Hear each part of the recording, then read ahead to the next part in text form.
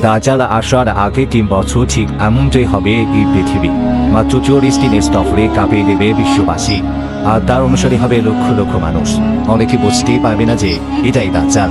আর আশ্চর্যের বিষয়ে দাজ্জালের অধিকাংশ অনুসারী হবে নারীরা এবং ইহুদিরা। বাঁচতে পারবে শুধু সেই ব্যক্তি যে চিনতে পারবে দাজ্জালের উপস্থিতিকে। কিন্তু কিভাবে বুঝবে এই সেই দাজ্জাল? কিভাবে চিনবেন তাকে? এমনকি এমন কিছু জাদুকরী আমল উপায় রয়েছে যে আমাদেরকে বাঁচাতে পারে দাজ্জালের ভয়ঙ্কর ফিতনা থেকে। কি সেই উপায়, কি সেই পথ? আজকে ভিডিও জুড়ে আমরা আলোচনা করবো।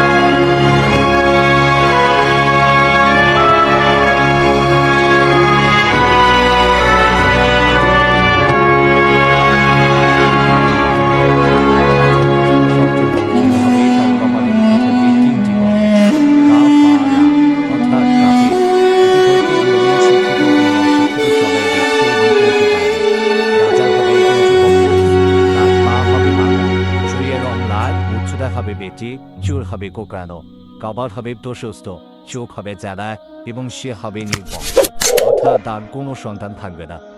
Thank you for watching this video until it is finished. If useful to you guys, please like and share this video. If you have any suggestions for us, leave a message in the comments field. Always support us by clicking the subscribe button, because it means a lot to us. To the next video.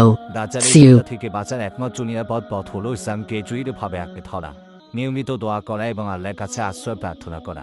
Nabi Karim সাল্লাল্লাহু আলাইহি ওয়াসাল্লাম বলেছেন, যে ব্যক্তি সূরা কাহফের প্রথম 10 আয়াত মুখস্থ রাখবে সে দাজ্জালের ফিতনা থেকে রক্ষা পাবে।